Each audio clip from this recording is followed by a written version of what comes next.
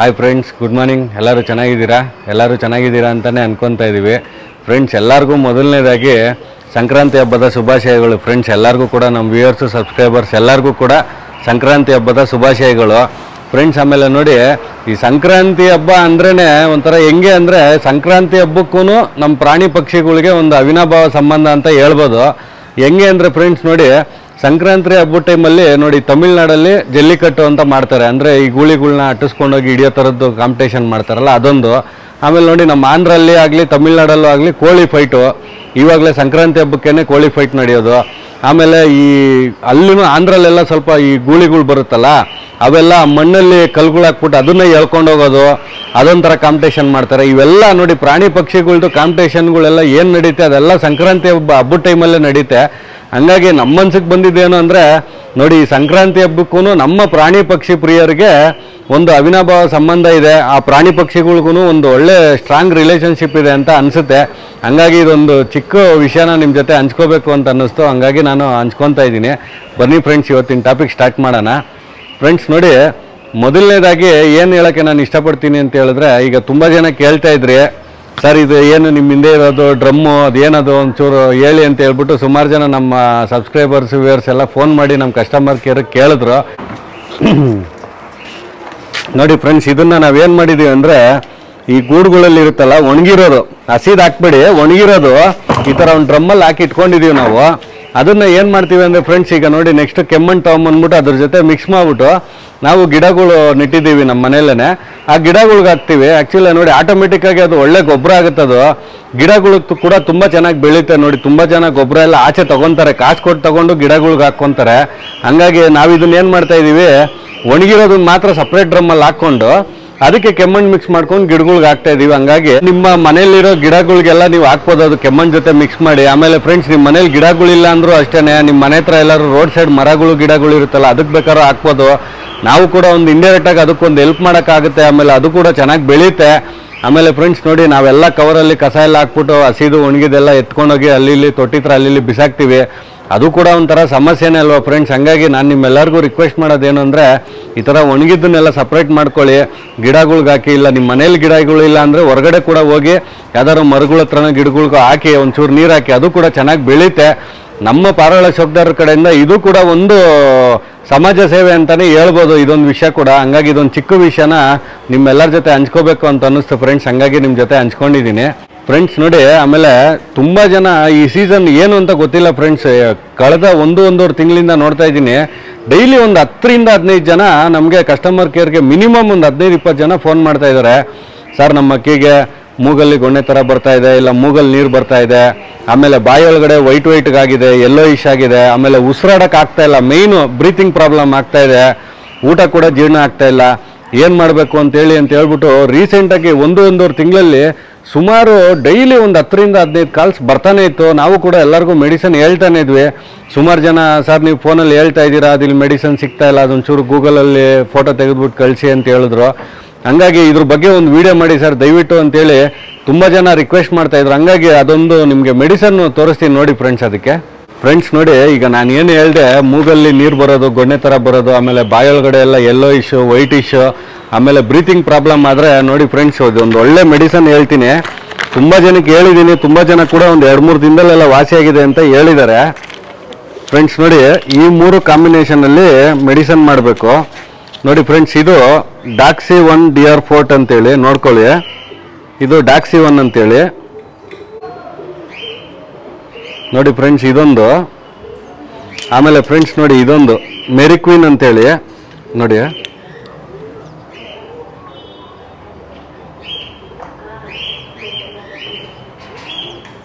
ಇದೊಂದು. ಆಮೇಲೆ ಇದು ಡೋಲೋ 650 ಫ್ರೆಂಡ್ಸ್, ಇದು ನಿಮ್ಗೆಲ್ಲರಿಗೂ ಗೊತ್ತು. ಇದೊಂದು ಡೋಲೋ 650 ನೋಡಿ. ಇದು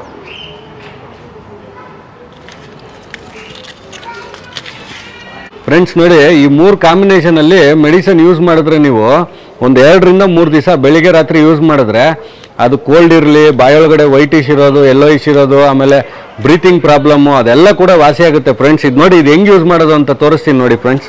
ಆಮೇಲೆ ಫ್ರೆಂಡ್ಸ್, ಮೇಯ್ನ್ ಇನ್ನೊಂದೇನು ಅಂದರೆ ಫ್ರೆಂಡ್ಸ್, ಈಗ ತುಂಬ ವರ್ಷದಿಂದ ಬ್ರೀತಿಂಗ್ ಪ್ರಾಬ್ಲಮ್ ಇರುತ್ತೆ ಕೆಲವೊಂದು ಏಜ್ ಆಗಿರೋ ಅಕ್ಕಿಗಳಿಗೆ. ಆ ಥರವಕ್ಕೆ ಈ ಸುಮಾರು 3 ವರ್ಷ 4 ವರ್ಷದಿಂದ ಆ ಥರ ಇರೋವಕ್ಕೆಲ್ಲ ಅಷ್ಟು ಮೇಜರ್ ಕೆಲಸ ಮಾಡಲ್ಲ ಅಂತ ಅನ್ಕೊಂತೀನಿ. ಟ್ರೈ ಮಾಡಂಗಿದ್ರೆ ಮಾಡ್ರಿ, ಆಗಲಿಲ್ಲ ಅಂದ್ರೂ ಅದು ಯಾಕಂದ್ರೆ ಹಳೆ ಕಾಯಿಲೆಗಳು ತುಂಬ ಕಷ್ಟ. ಅದು ಇಮಿಡಿಯೇಟಾಗಿ ಬಂದಾಗ ಹಾಕಿದ್ರೆ ಇದು ಈಸಿಯಾಗಿ ವರ್ಕ್ ಆಗುತ್ತೆ. ಈ 3 ವರ್ಷ 4 ವರ್ಷದಿಂದ ಆ ಥರ ಬ್ರೀತಿಂಗ್ ಪ್ರಾಬ್ಲಮ್ ಇರೋದಾದರೆ ಅದಕ್ಕೆ ಕೆಲಸ ಮಾಡೋದು ತುಂಬ ಕಷ್ಟ ಅಂತ ಅನ್ಕೊತೀನಿ. ಬೇಕಾದ್ರೆ ನೀವು ಟ್ರೈ ಮಾಡ್ಬೋದು ಫ್ರೆಂಡ್ಸ್ ನೋಡಿ, ಇದು ಒಂದು 10 ml ಬೆಚ್ಚಗಿರೋ ನೀರು ನೋಡಿ ಈ ಸಿರಂಜಲ್ಲಿ ತಗೊತಾ ಇದ್ದೀನಿ ನೋಡಿ ಫ್ರೆಂಡ್ಸ್. ಈ ಥರ ಒಂದು 10 ರಿಂದ 12 ml ಒಂದಕ್ಕಿಗೆ ಬೆಚ್ಚಗಿರೋ ನೀರು ತಗೊಳ್ಳಿ. ಈ ಥರ ಒಂದು ಕಪ್ಪಲ್ಲಿ ಹಾಕೊಂಬಿಡಿ. ಇದು ಒಂದು 10 ರಿಂದ 12 ml ನೀರು ಹಾಕ್ಕೊಂಡಿದ್ದೀನಿ ನೋಡಿ ಫ್ರೆಂಡ್ಸ್. ಇದು ಡಾಕ್ಸಿ1 ಅಂತ ಇದೆಯಲ್ಲ, ಈ ಕ್ಯಾಪ್ಸಲ್ನ ನೋಡಿ ತೆಗಿತಾ ಇದ್ದೀನಿ ನೋಡಿ ಫ್ರೆಂಡ್ಸ್. ಈ ಥರ ಇರುತ್ತೆ ಕ್ಯಾಪ್ಸಲ್. ಅದು ಇದನ್ನು ನೀವು ನೋಡಿ ಈ ಥರ ಓಪನ್ ಮಾಡ್ಕೋಬೇಕು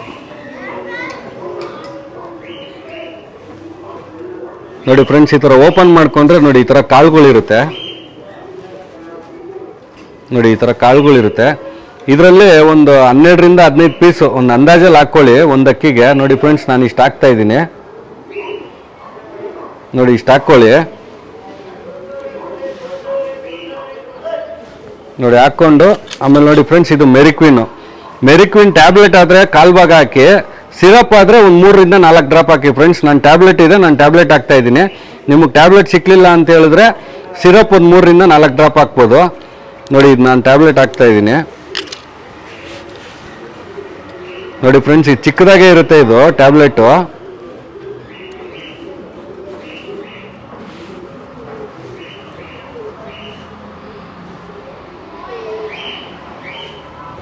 ನೋಡಿ ಫ್ರೆಂಡ್ಸ್. 4 ಭಾಗ ಮಾಡ್ಕೊಂಡಿದ್ದೀನಿ ನೋಡಿ. ಇದು 1/4 ಭಾಗ ಇಷ್ಟು ಬರುತ್ತೆ ನೋಡಿ. ಇದನ್ನು ಹಾಕಿದ್ದೀನಿ. ಆಮೇಲೆ ಫ್ರೆಂಡ್ಸ್ ಇದು ನೋಡಿ ಡೋಲೋ 650 ಹೇಳಿದ್ನಲ್ಲ ನೋಡಿ, ಇದನ್ನು ತಗೊಳ್ಳಿ. ಇದನ್ನು ತಗೊಂಡು ಫ್ರೆಂಡ್ಸ್ ಇದು 1/4 ಭಾಗನೂ ಹಾಕ್ಬಾರ್ದು, ಸುಮ್ಮನೆ ಒಂದು ಎಡ್ಜಲ್ಲಿ ಕಟ್ ಮಾಡ್ಕೊಳ್ಳಿ ಸಾಕು. ಸ್ವಲ್ಪ ನೋಡಿ ಈ ಥರ ಸುಮ್ಮನೆ ಹಿಂಗೆ ಎಡ್ಜಲ್ಲಿ ಕಟ್ ಮಾಡ್ಕೊಳ್ಳಿ ಫ್ರೆಂಡ್ಸ್ ನೋಡಿ, ಸಾಕು. ಸ್ವಲ್ಪ ಎಡ್ಜಲ್ಲಿ ಕಟ್ ಮಾಡ್ಕೊಂಡು ಹಾಕ್ಕೊಳ್ಳಿ. ಆ 3 ನೋಡಿ ಫ್ರೆಂಡ್ಸ್ ಮಿಕ್ಸ್ ಮಾಡ್ಕೊಂಬಿಡಿ ನೋಡಿ. ಈ ಥರ ಮಿಕ್ಸ್ ಮಾಡ್ಕೊಳ್ಳಿ, ಸ್ವಲ್ಪ ಫುಲ್ಲು ಲಿಕ್ವಿಡ್ ಆಗೋ ಥರ ಮಿಕ್ಸ್ ಮಾಡ್ಕೊಳ್ಳಿ. ಇದನ್ನು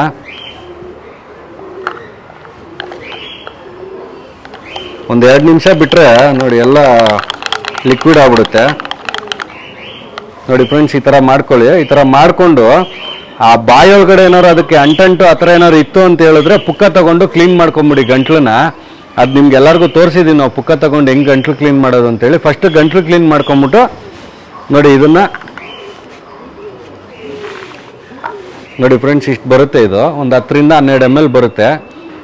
ಇದನ್ನು ಅಕ್ಕಿಗೆ ನೋಡಿ ಹೊಡೆದ್ಬಿಡಿ ನೋಡಿ. ಈ ಥರ ಅಕ್ಕಿಗೆ ತಗೊಂಡು ಮಾಮೂಲಿ ಈ ಥರ ಹೊಡೆದ್ಬಿಡಿರಿ. ಇದಕ್ಕೇನು ಇನ್ಫೆಕ್ಷನ್ ಇಲ್ಲ, ಹಂಗಾಗಿ ನಾನು ಹೊಡೆದಿಲ್ಲ ಮೆಡಿಸನ್ನು, ನಿಮಗೆ ತೋರಿಸ್ತಾ ಇದ್ದೀನಿ. ಈ ಥರ ಹೊಡೆದ್ಬಿಡಿ ಫ್ರೆಂಡ್ಸ್. ಫಸ್ಟ್ ಗಂಟ್ಲು ಕ್ಲೀನ್ ಮಾಡ್ಕೊಳ್ಳಿ. ಆ ವೈಟ್ ಇಶ್ಯೂ ಎಲ್ಲೋ ಇದ್ದರೆ ಆ ಪರ್ಕೆ ಕಡ್ಡಿ ತೊಗೊಂಡು ಕಿತ್ಬಿಟ್ಟು ಗಂಟ್ಲು ಕ್ಲೀನ್ ಮಾಡ್ಕೊಂಡು ಇದನ್ನು ಮಾಡ್ಕೊಳ್ಳಿ.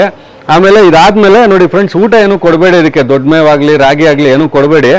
ಈ ಮೆಡಿಸನ್ ಹೊಡೆದ್ಬಿಟ್ಟು ಒಂದು 10-15 ನಿಮಿಷ ಆದಮೇಲೆ ರಾಗಿ ಗಂಜಿ ಕೊಡಬೇಕು. ಬೆಲ್ಲ ಹಾಕ್ಕೊಂಡು ರಾಗಿ ಗಂಜಿ ಕೊಡಬೇಕು. ಅದು ಕೂಡ ನೋಡಿ ಫ್ರೆಂಡ್ಸ್, ತುಂಬ ಜನ ಕೇಳ್ತಾ ಇದ್ರೆ ಸರ್ ರಾಗಿ ಗಂಜಿ ಮಾಡೋದು ಹೆಂಗೆ, ನಮಗೆ ಗೊತ್ತಾಗ್ತಾ ಇಲ್ಲ. ನಮ್ಮ ಮನೆಯಲ್ಲೂ ಕೂಡ ಹೇಳಿದ್ರು, ಅವರು ಬ್ಯುಸಿ ಇರ್ತಾರೆ ಮನೆಯಲ್ಲಿ, ಮಾಡ್ಕೊಡ್ತಾ ಇಲ್ಲ ಅಂತ ಹೇಳಿದ್ರು. ಹಂಗಾಗಿ ನಾನು ಇವಾಗ ರಾಗಿ ಗಂಜಿ ಹೆಂಗೆ ಮಾಡೋದು ಅಂತ ನಿಮ್ಗೆ ಸಿಂಪಲಾಗಿ ತೋರಿಸ್ಕೊಡ್ತೀನಿ ಬನ್ನಿ ಫ್ರೆಂಡ್ಸ್. ನೋಡಿ ಇದು ನೀರು ತೊಗೊಂಡಿದ್ದೀನಿ ನೋಡಿ ಫ್ರೆಂಡ್ಸ್. ಈ ಥರ ಒಂದು ಬಟ್ಲು ತೊಗೊಳ್ಳಿ ನೋಡಿ ಫ್ರೆಂಡ್ಸ್. ನೀರು ಒಂದಕ್ಕಿಗೆ ನಾನು ಹೇಳ್ತಾ ಇದ್ದೀನಿ 2 ಹೊತ್ತಿಗೆ ನೋಡಿ ಫ್ರೆಂಡ್ಸ್. ಇಷ್ಟು ಹಾಕ್ಕೊಂಡಿದ್ದೀನಿ ನಾನು ನೋಡಿ. ಇಷ್ಟು ಹಾಕ್ಕೊಂಡು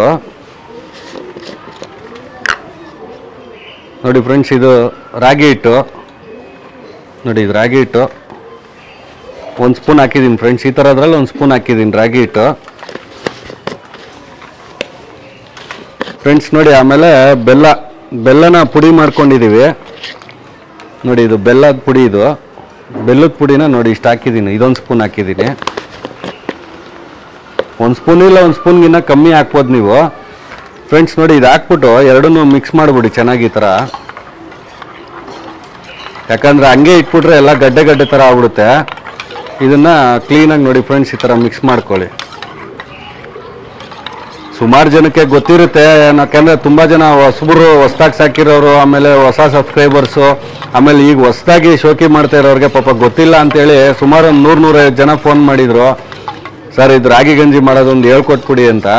ಹಂಗಾಗಿ ವಿಡಿಯೋಲ್ಲಿ ಕ್ಲೀನಾಗಿ ಅರ್ಥ ಆಗಲಿ ಅಂತ ಹೇಳ್ತಾ ಇದ್ದೀವಿ. ನೋಡಿ ಫ್ರೆಂಡ್ಸ್, ಈ ಥರ ಫುಲ್ಲು ಮಿಕ್ಸ್ ಮಾಡ್ಕೊಂಡಿದ್ದೀನಿ. ನೋಡಿ ಫ್ರೆಂಡ್ಸ್, ನಾನು ಹೇಳೋದೇನು ಅಂದರೆ, ಕಾಯಿಲೆ ಬಂದಮೇಲೆ ನಾವು ಹುಡ್ಕೋದಕ್ಕಿಂತ ಮುಂಚೆನೇ ನೋಡಿ ಈ ಐಟಮ್ಗಳೆಲ್ಲ ನೀವು ಯಾವಾಗಲೂ ನಿಮ್ಮ ಲಾಫ್ಟಲ್ಲಿ ಇಟ್ಕೋಬೇಕು. ಈ ರಾಗಿ ಹಿಟ್ಟಾಗಲಿ, ಬೆಲ್ಲದ ಪುಡಿ ಆಗಲಿ, ಈ ಮೆಡಿಸನ್ ಆಗಲಿ, ನೋಡಿ ಆ್ಯಂಟಿಬಯೋಟಿಕ್ಕು ಕೋಲ್ಡ್ಗೆ, ಆಮೇಲೆ ಮೋಷನ್ ಪ್ರಾಬ್ಲಮ್ ಆದಾಗ ಎಲ್ಲದಕ್ಕೂ ಮೆಡಿಸನ್ನು ನಿಮ್ಮ ಹತ್ರ ರೆಡಿ ಇರಬೇಕು ಫ್ರೆಂಡ್ಸ್. ಅದು ಯಾವಾಗಲೂ ಇಟ್ಕೊಳ್ಳಿ. ಆಮೇಲೆ ನಾವು ಹೇಳಿದ್ವಿ 365 ದಿವಸ ಕೂಡ ನಾವು ಬಿಸಿನೀರೇ ಕುಡಿಸೋದು ಅಂತ. ಹಂಗಾಗಿ ನೀವು ಕೂಡ ನಿಮ್ಮ ದಾವಡಿಲೇನೆ ಒಂದು ಸ್ಟವ್ ಇಟ್ಕೊಳ್ಳಿ. ನಾವು ಕೂಡ ಇಟ್ಕೊಂಡಿದ್ದೀವಿ. ಹಂಗಾಗಿ ಯಾಕಂದರೆ ಸ್ಟವ್ ಇದ್ದರೆ, ನಿಮ್ಮ ದಾವಡಿಲೇ ಸ್ಟವ್ ಇದ್ದರೆ ನೀವು ರಾಗಿ ಗಂಜಿ ಎಲ್ಲ ಮಾಡ್ಕೊಳ್ಳೋದು ಈಸಿ. ಬನ್ನಿ ಫ್ರೆಂಡ್ಸ್, ತೋರಿಸ್ತೀನಿ. ಫ್ರೆಂಡ್ಸ್ ನೋಡಿ, ಸ್ಟವ್ ಇದೆ ನಮ್ಮ ಹತ್ರ. ನೋಡಿ ಇದ್ರ ಮೇಲೆ ಇಟ್ಟಿದ್ದೀನಿ. ಇಟ್ಬಿಟ್ಟು ನೋಡಿ ಸ್ಟಾರ್ಟ್ ಮಾಡಿದ್ದೀನಿ ಫ್ರೆಂಡ್ಸ್. ನೋಡಿ ಈ ಥರ ಆನ್ ಮಾಡಿಕೊಂಡು ಸುಮ್ಮನೆ ಹಂಗೆ ಬಿಡಬಾರ್ದು. ನೋಡಿ ಹಿಂಗೆ ಕಲಿಸ್ತಾ ಇರ್ಬೇಕು, ಹಿಂಗೆ ಸ್ಪೂನಲ್ಲಿ. ನೋಡಿ ಈ ಥರ ಮಿಕ್ಸ್ ಮಾಡ್ತಾನೆ ಇರಬೇಕು ಫ್ರೆಂಡ್ಸ್. ಇದು ಆವಾಗ ನಿಮಗೆ ಗಡ್ಡೆ ಗಡ್ಡೆ ಥರ ಆಗೋದು, ಆಮೇಲೆ ಕೆಳಗಡೆ ಎಲ್ಲ ಸೀದು ಹೋಗೋದು ಆ ಥರ ಎಲ್ಲ ಏನಾಗಲ್ಲ. ನೋಡಿ ಈ ಥರ ಮಿಕ್ಸ್ ಮಾಡ್ತಾ ಇದ್ದೀನಿ ಫ್ರೆಂಡ್ಸ್. ನೋಡಿ ಇದು ತುಂಬಾ ಈಸಿ ಇದು ಮಾಡೋದು. ನೋಡಿ ಇದೆಲ್ಲ ನೋಡಿ ಉಗ್ತಾ ಇದೆ ಇದು. ನೋಡಿ ಫ್ರೆಂಡ್ಸ್, ಅದೊಂದು ಚೂರು ಗಟ್ಟಿ ಆಗೋ ಥರ ಕಲ್ಸ್ಕೊಳ್ಳಿ. ಚೆನ್ನಾಗಿ ಗಟ್ಟಿ ಆಗುತ್ತೆ ಅದು. ಆಮೇಲೆ ಕಲರು ಕೂಡ ಸ್ವಲ್ಪ ಚೇಂಜ್ ಆಗುತ್ತೆ. ಅಲ್ಲಿವರೆಗೂ ನೀವು ಇದು ಥರ ಕಲಿಸ್ತಾನೆ ಇರಬೇಕಿದು. ನೋಡಿ ಆಲ್ಮೋಸ್ಟ್ ಆಗೋಯ್ತು.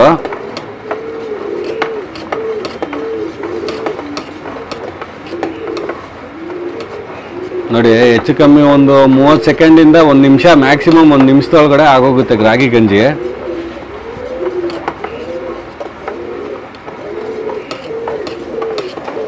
ನೋಡಿ ಫ್ರೆಂಡ್ಸ್, ಈ ಥರ ಮಾಡಿಕೊಂಡು ನೋಡಿ ಆಫ್ ಮಾಡ್ತಾ ಇದ್ದೀನಿ. ನೋಡಿ ಆಯಿತು ಫ್ರೆಂಡ್ಸ್. ನೋಡಿ ರಾಗಿ ಗಂಜಿ ಆಗಿದೆ. ನೋಡಿ ಇದೊಂದು ಚೂರು ತಣ್ಣಗೆ ಮಾಡ್ಕೊಳ್ಳಿ ಇದನ್ನು. ನೋಡಿ ಯಾಕಂದರೆ ಬಿಸಿ ಇರುತ್ತೆ.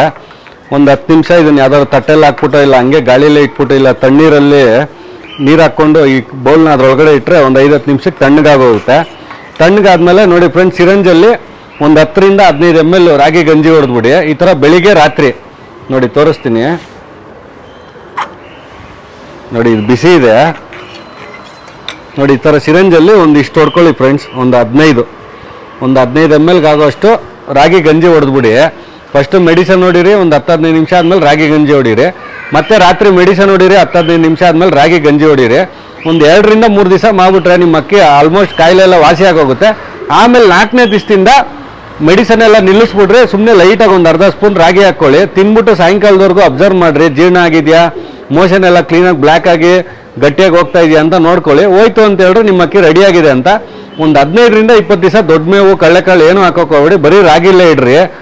ಆವಾಗ ನಿಮಗೆ ಅಕ್ಕಿ ನಾರ್ಮಲ್ ಆಗುತ್ತೆ. ಆಮೇಲೆ 15 ದಿವಸ ಆದಮೇಲೆ ಬೇಕಾದ್ರೆ ಲೈಟಾಗಿ ದೊಡ್ಡ ಮೇವು ಹಾಕ್ಕೊಂಡು ನೀವು ಹೋಗ್ಬೋದು.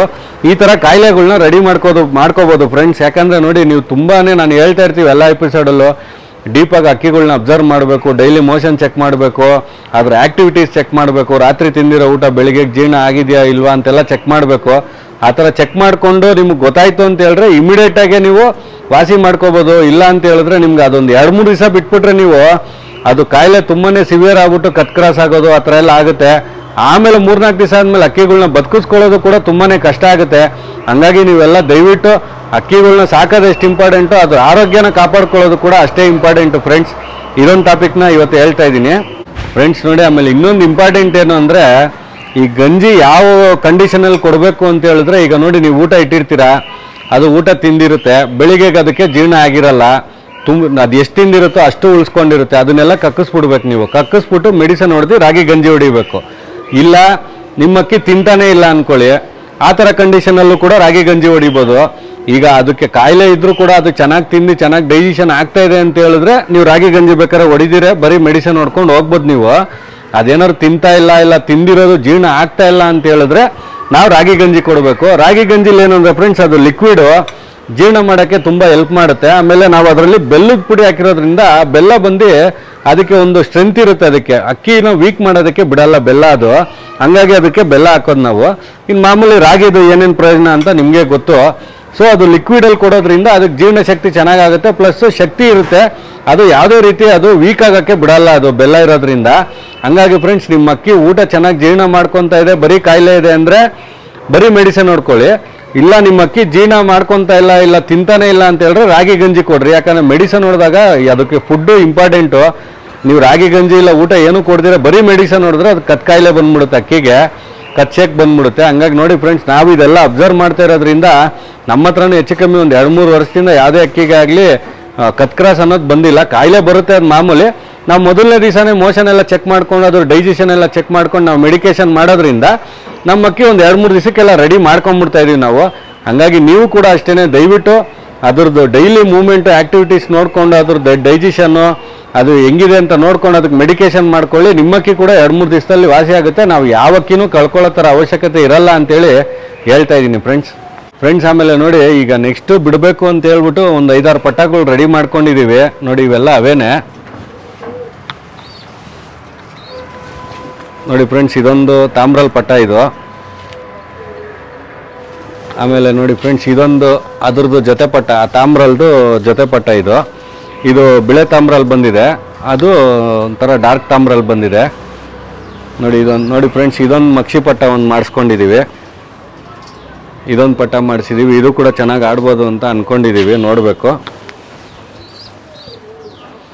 ಫ್ರೆಂಡ್ಸ್. ನೋಡಿ, ಇದೊಂದು ಸುರ್ಮಿ ಬಣ್ಣ ಬಂದಿದೆ, ಇದು ಕೂಡ ಚೆನ್ನಾಗಿ ಆಡ್ಬೋದು ಅಂತ ಅಂದ್ಕೊಂಡಿದ್ದೀವಿ ಫ್ರೆಂಡ್ಸ್. ನೋಡಿ, ಈ ಪಟ್ಟ ಓದ್ಸತಿ ನಾವೊಂದು ಪಿಲಂಕ ಗಂಡುನು ಆಮೇಲೆ ಒಂದು ಸಬ್ಜೆ ಹೆಣ್ಣು ತೋರಿಸಿದ್ವಿ ನೋಡಿ. ಅದ್ರದ್ದು ಮರಿ ಇದು ನೋಡಿ. ಈ ಥರ ಬಣ್ಣ ಬಂದಿದೆ, ಇದು ಸುರ್ಮಿ ಥರ ಬಂದಿದೆ ಇದು ಫ್ರೆಂಡ್ಸ್. ನೋಡಿ, ಇದೊಂದು ಪಟ್ಟ, ಇದು ಗುಲ್ಡರ್ ತಿರಾವಲ್ ಥರ ಬಂದಿದೆ ಇದು ನೋಡಿ. ಇದು ಮೋಸ್ಟ್ಲಿ ಹೆಣ್ಣು ಪಟ್ಟ ಆಗ್ಬೋದೇನೋ ಅಂತ ಅಂದ್ಕೊಂಡಿದ್ದೀವಿ ನೋಡಿ. ಇದೊಂದು ಪಟ್ಟ ಬಂದಿದೆ ಫ್ರೆಂಡ್ಸ್. ನೋಡಿ, ಇದೊಂದು ಮಕ್ಷಿ ಇದೊಂದು ಪಟ್ಟ ಮಾಡಿಸಿದ್ದೀವಿ. ಒಟ್ಟು ಈಗ ಬಿಡೋದಕ್ಕೆ ರೆಡಿ ಇರೋವು 6 ಪಟ್ಟಗಳಿದೆ. ನೋಡ್ಬೇಕು ಫ್ರೆಂಡ್ಸ್, ಇದು ಏನು ಮಾಡುತ್ತೆ ಅಂತೇಳಿ ನೋಡಬೇಕು. ಆಡ್ಬೋದು ಅಂತಲೇ ಅಂದ್ಕೊಂಡಿದ್ದೀವಿ. ಆಕಾಶಕ್ಕೆ ಬಿಟ್ಟ ಮೇಲೆ ಏನೇನಾಗುತ್ತೋ ಏನು ಅಂತ ಗೊತ್ತಾಗಲ್ವಲ್ಲ ಫ್ರೆಂಡ್ಸ್. ಇದೊಂದು 6 ಪಟ್ಟಗಳಿದ್ದಾವೆ, ಬಿಡಬೇಕು ಇವಾಗ. ಇನ್ನೊಂದು 10-15 ದಿವಸಕ್ಕೆ ಛತ್ರಿ ಮೇಲೆ ಹಾಕ್ಕೋಬೇಕು ಫ್ರೆಂಡ್ಸ್.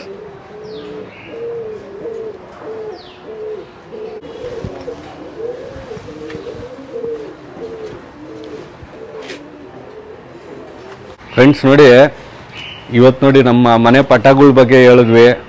ಆಮೇಲೆ ನಿಮಗೆ ಮೆಡಿಕೇಶನ್ ಮೇಯ್ನು ನೋಡಿ. ಈಗ ಅಕ್ಕಿಗೆ ಕೋಲ್ಡ್ ಆಗಿದ್ರೆ ಇಲ್ಲ ಗಂಟ್ಲೆಲ್ಲ ವೈಟು ಎಲ್ಲೋ ಇಶ್ಯೂ ಬ್ರೀತಿಂಗ್ ಪ್ರಾಬ್ಲಮ್ ಇದ್ದರೆ ಏನು ಮೆಡಿಸಿನ್ ಕೊಡಬೇಕು ಅನ್ನೋದನ್ನು ತೋರಿಸ್ಕೊಟ್ವಿ. ಆಮೇಲೆ ರಾಗಿ ಗಂಜಿ ಹೆಂಗೆ ಮಾಡೋದು ಅಂತೇಳಿ ತೋರಿಸ್ಕೊಟ್ವಿ. ತುಂಬ ಜನಕ್ಕೆ ಗೊತ್ತಿರಲ್ಲ ಫ್ರೆಂಡ್ಸ್. ಹಂಗಾಗಿ ಇದನ್ನ ಎಲ್ಲರಿಗೂ ಗೊತ್ತಾಗಲಿ ಅಂತೇಳಿ ವೀಡಿಯೋಲ್ಲಾದರೆ 1-10 ಸತಿ ನೋಡ್ಬೋದು. ನಾವು ಫೋನಲ್ಲಿ ಎಷ್ಟೇ ಹೇಳಿದ್ರು ಸ್ವಲ್ಪ ಜನಕ್ಕೆ ಅರ್ಥ ಆಗಲ್ಲ. ಅದೇ ವೀಡಿಯೋ ಮಾಡಿದಾಗ ಏನಾಗುತ್ತೆ, 1-10 ಸತಿ ನೋಡಿದಾಗ ಅವ್ರಿಗೆ ಕ್ಲೀನಾಗಿ ಅರ್ಥ ಆಗುತ್ತೆ, ಮರ್ತೋಗಲ್ಲ ಅಂತೇಳಿ ಇದೊಂದು ವೀಡಿಯೋನ ಮಾಡ್ತಾಯಿದ್ದೀವಿ. ನಿಮ್ಗೆಲ್ಲರಿಗೂ ಈ ವಿಡಿಯೋ ಇಷ್ಟ ಆಗಿದೆ ಅಂತ ಅಂದ್ಕೊಂಡಿದ್ದೀನಿ. ದಯವಿಟ್ಟು ಎಲ್ಲರೂ ಲೈಕ್ ಮಾಡಿ, ಕಮೆಂಟ್ ಮಾಡಿ, ನಿಮ್ಮ ಫ್ರೆಂಡ್ಸ್ ಎಲ್ಲರಿಗೂ ಹೇಳಿ. ಆಲ್ರೆಡಿ ಹೇಳ್ತಾ ಇದ್ದೀರಾ, ಇನ್ನೂ ಹೆಚ್ಚಿನ ಸಂಖ್ಯೆಯಲ್ಲಿ ಹೇಳಿ ಅಂತ ಹೇಳ್ತಾ ಈ ಎಪಿಸೋಡ್ನ ಮುಗಿಸ್ತಾ ಇದ್ದೀನಿ ಫ್ರೆಂಡ್ಸ್. ಎಲ್ಲರೂ ಸೇರಿ ಅಕ್ಕಿ ಶಾಕ್ನ ಉಳಿಸೋಣ, ಎಲ್ಲರೂ ಸೇರಿ ಅಕ್ಕಿ ಶಾಕ್ನ ಬೆಳೆಸೋಣ, ಎಲ್ಲರೂ ಸೇರಿ ಆದಷ್ಟು ಈ ಅಕ್ಕಿ ಶಾಕ್ನ ಕಲ್ಸೋಣ ಅನ್ನೋದೇ ನಮ್ಮ ಉದ್ದೇಶ ಫ್ರೆಂಡ್ಸ್. ಥ್ಯಾಂಕ್ಸ್, ಬಾಯ್.